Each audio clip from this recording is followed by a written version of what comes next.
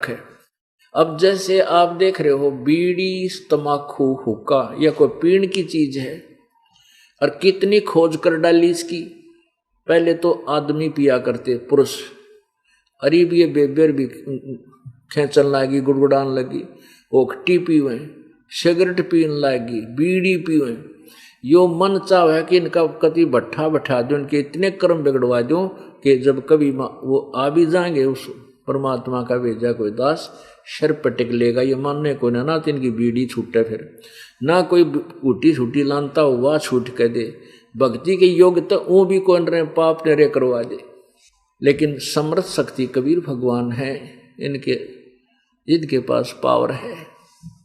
ये अपनी प्यारी आत्मा को शीघ्र ही मांझ धोकर उसकी बुराई छुटवा देते हैं अपनी शब्द शक्ति से। वैसे नहीं छोड़ सकता जीव। यहाँ लाखों की संख्या में भक्त हैं जो बीड़ी, शराब, तम्बाकू कति डट के पिया करते थे। नो कहते उंगली भी लाल हो रही थी सिगरेट एक घूंट में, नो कहते दो घूंटा में सिगरेट ने साबित ने पूरी ने खत्म कर दिया करते हैं। इसे चैंपियन थे। दो तीन डिब्बी यानी पैकेट सिगरेट के पी जाना। तो मन, ये मन का खेल है कि इनको इतनी कोबद में बांट दूं फिर ये भक्ति के आसपास भी ना रहे। और तमाकू पीने का कितना पाप है। कहते हैं मदरा पीवे कड़वा पानी, 70 जन्म समान के जानी। शराब जो पीते हैं उसके कंटिन्यूस 70 जन्म कुत्ते के होंगे, फिर और योनिया बाद में शुरू होंगे जन्म। अब कहते हैं मदरा पीवे कड़वा पानी, 70 जन्म स्वान के जानी। फिर कहते हैं कि सुरापान मदमासा हारी और गवन करे भोग पर नारी, 70 जन्म कटत है शीशम, साक्षी साहिब है जगदीश। ओहो। फिर क्या बताते हैं, 100 नारी जारी करे सुरापान 100 बार, एक चलम हुक्का भर दे वो डूबे काली धार। ओहो तमाकू।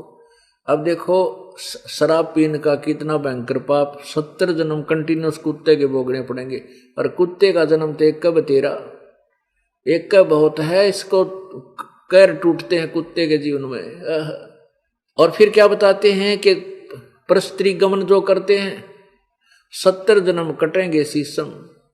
सुरापान मदमासा आहारी, सुरापान यानी जो शराब पीते हैं, मांस खाते हैं और गमन करें भोगे पर नारी, 70 जन्म कटेंगे शीशम। कि तो बकरा बनेगा, कि तो बोक बनेगा, कि तो और एक्सीडेंट में मरेगा, यानी इसी दुर्गति होगी।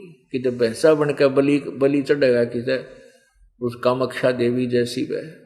तो कहते हैं 70 जन्म कटेंगे शीशम और साक्षी साहेब है जगदीशम। गरीबदास साहब जी कहते हैं मेरे कबीर भगवान इस बात के साक्षी हैं, मैं आपको बता रहा हूं। फिर कहते हैं ऐसे ऐसे पाप 100 नारी जारी करे सुरापान 100 बार। ओहो, एक बार शराब पीने वाले के 70 जन्म कुत्ते के होंगे, 100 बार पी ले। और एक बार पर स्त्री गमन करने वाले के 70 जन्म शीश कटेंगे और मांस खाने वाले के। तो सुरापान कहते 100 नारी जारी करे सुरापान 100 बार, इतना जो पाप है। और एक चलम हुक्का भरे वो डूबे कालीदार।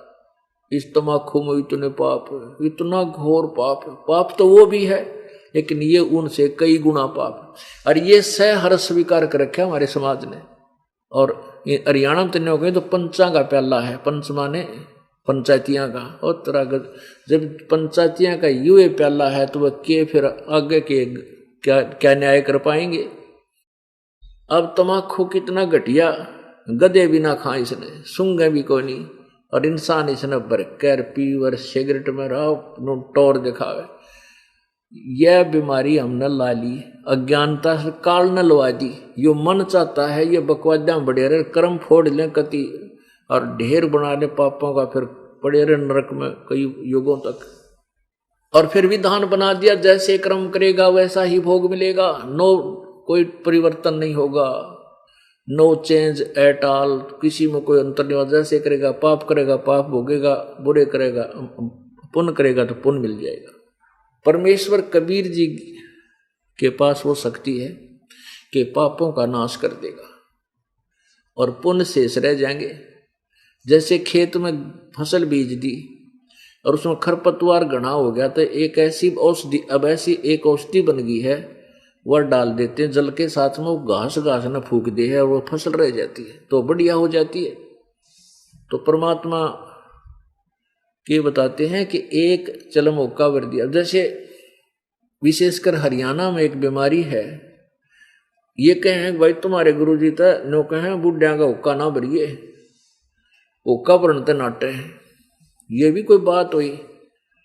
अरे भले आदमियों, यदि ये हुक्का तमाकू इतना बढ़िया चीज है तो अपने बेटिया ने पियाओ, पोत्या ने पियाओ।